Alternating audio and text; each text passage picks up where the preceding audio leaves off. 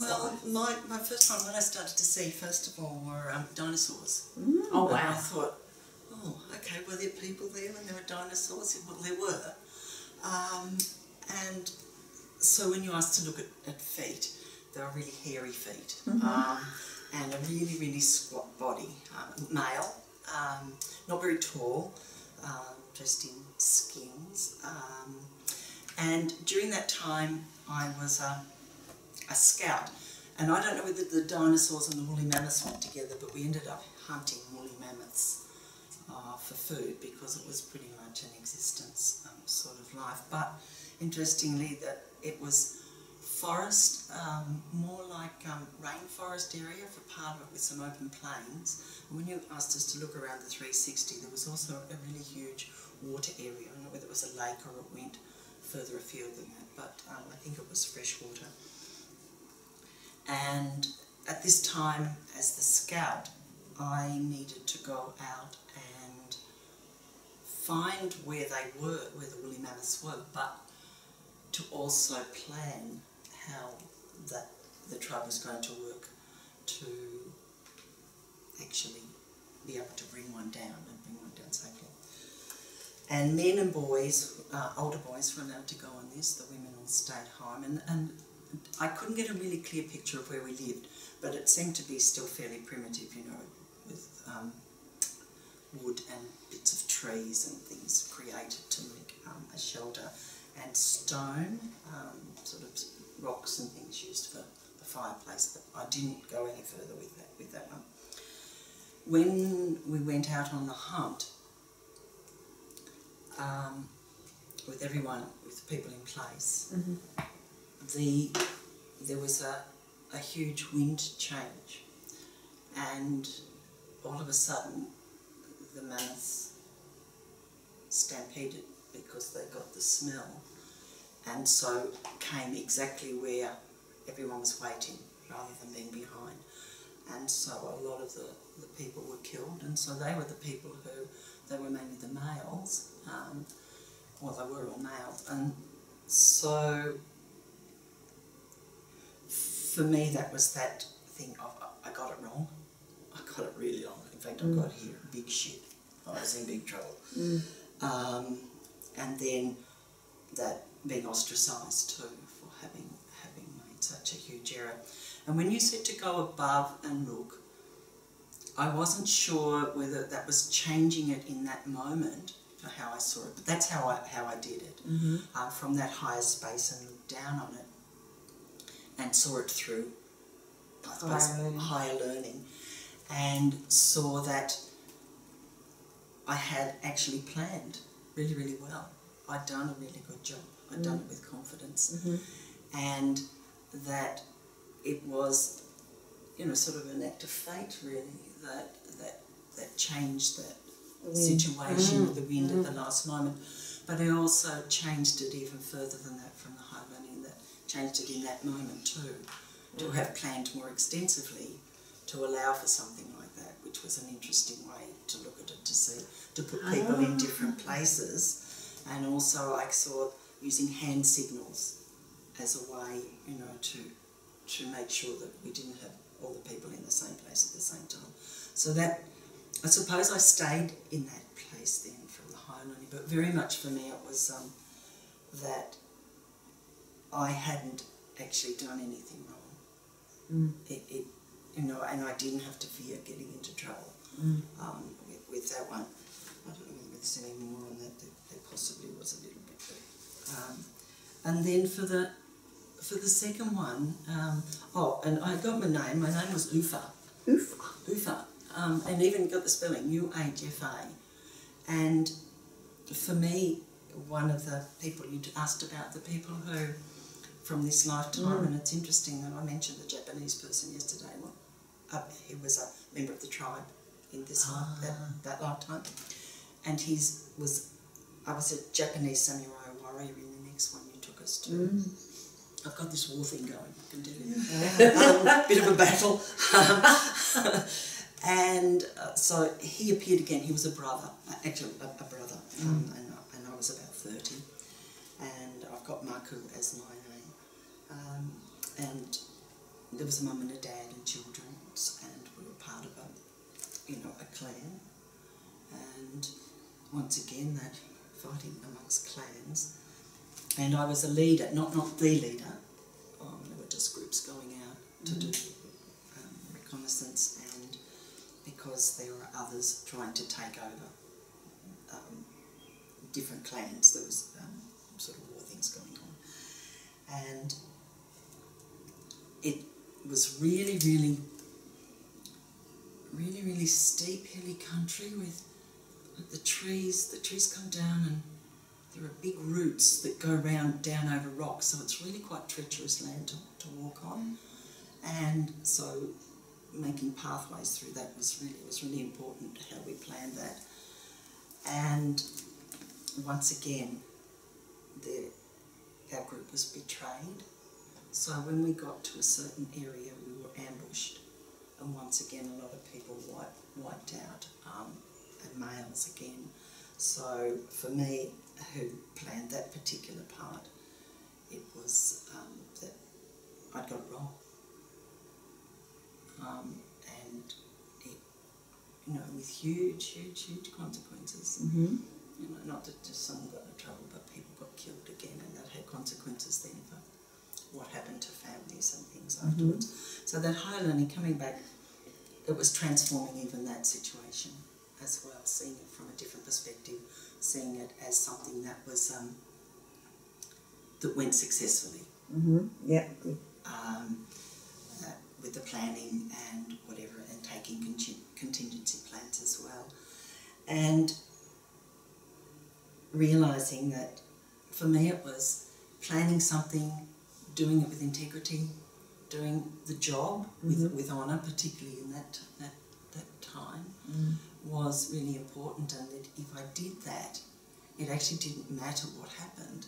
It was that I still had followed through with those things that were really important.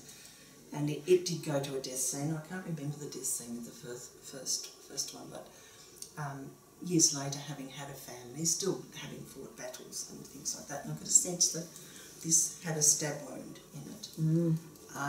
So lying on the bed, it was at home, and I've got here, I died at home looking down on the last breath and marvelling. And the thought was, so I watched him die. The thought was, but I'm still alive. And therefore there can't be any wrong, and there can't be any trouble. There can only be the experience. Was how it just ended for me. So yes, that was basically it. And so have you had a soul belief in this life of I've got to do it right, I can't get it wrong? Wonder where that came from. I actually, when you asked us before we came to write something, and I went into meditation and I jotted down, and that was there, but I didn't hold on to that as we went in, because you said, just let it be. But it's interesting that the first thing I got were the dinosaurs and the woolly mammoths, and so these came quite naturally. Yeah, both of them were, don't get it wrong. Don't get it wrong, no. Or there's dire consequences, but you shifted that. Yeah. So the higher learning on that now is, it's just the experience, do things with honour and integrity, and it's experience. I never die. Do the best you can. And that's all I need to do. And I wrote here somewhere about letting it go. Oh, just quickly, this was before that, looking down. There's never any wrong. Always acted with integrity, good planning, thinking of the group and how best to implement, and then to let go and allow it to play out. So, cool. So you brought that into this life? Yes. And saw yourself doing that? Saw myself as being able to stand in my own power and step forward with confidence, not be thinking, have I done it all right? Oh yes, I became a master of that. Now you can become a master of yes, doing it with integrity and stepping back and allowing. And just allowing, without the fear. Great. So thank you. Jen, what was your Akashic session? Okay, I'd set the intent a couple of days ago about the thing about memory and being articulate, but when I went in I just let it flow. But it was interesting for me to go straight as a high priestess, and it felt like a Maria. Interesting that I kept getting flashes of Calais, present day face, and Guillermo as well, as a priest and priestess. And I was a high priestess with quite tall, long flowing black hair. I can still see the gold sandals, and the really long flowing dress that sort of came in here and flowed out, and a gold filigree through the hair, up around here, and standing up quite high, and people down below. And my role was to hold the secrets of, they were the universal secrets, and they came in to me as symbols. That's how it started. And it was interesting that Kerry had shown a picture this morning of some of the Merkaba things with the swords, and when those symbols started, I kept getting mainly the triangular Merkaba, but with going in all directions, and it kept growing and ebbing and flowing, and it was really easy. It was just, I could do it with thought, but also with the hands that just moved all of those things. But at times there were circles, squares, infinity symbol, and what else did I have? And it was really important that I knew those things and that I remembered those things, because important that I remembered everything, because I was told that the flow of the community and all its life revolved around this, my remembering, and being able to do it without thinking. And then when you said go up above, I could feel the reverence held for the position that I held, and that sense of no ego, just a knowing that this was the natural flow of things, and this was the natural flow of the universal law, and that my speaking was of universal truths and the laws that held the universe together. So I had to speak as well as use the symbols in whatever I was doing. And that's where I've written again about, throughout the whole time, these triangular structures particularly ebbed and flowed and did whatever work they had to do, because it was sacred geometry. And it said, they just worked with a life and an energy of their own. And when you said the current lifetime, I took it as the current lifetime here. Yes. And it flowed back to an experience I had with Kerry and Karen yesterday, about a teacher from grade 6 and memory. And I got Mr. Stewart and standing up in front of the class, and this might sound like a funny thing, and declaring that the black and white cows are the Frisian cows. And it was something that I know I froze on. I didn't mention this yesterday because it didn't come up. And I can even remember that the black and white cow was a Frisian cow, and I can remember being devastated by that, not being able to remember a simple thing like that. And then I was taken back to grade 3 and grade 5 in a couple of mathematical things. And it was like, I was quite good at maths, but if I didn't get a concept, then I was lost. And in later life, I shifted schools and I jumped a year, and so they were up to their 3rd year of high school maths, and they were up to their 4th year of high school maths. I was up to my 3rd year, so that wiped out the mathematical part of my life. And yet, when I did mathematical things that I understood, I love maths. So I love using mathematical things with patchwork and things like that these days. So then I came back to my current work, which a lot of it's with sacred geometry, and it's working with that, with energy. And it was that knowing that I know these things, and that I can remember these things, that I can be articulate.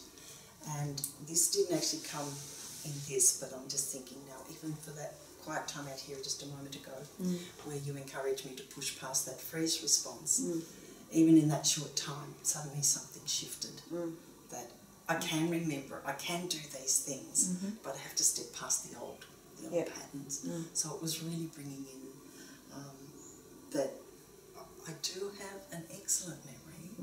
I can articulate, and I'm safe. It's safe to do all those things. I've done them before and done them well. So excellent. And that was your intention, was about remembering and memory. So yeah, at the beginning. So yes, great. Yes, I loved it. Excellent. Well done. Yeah, very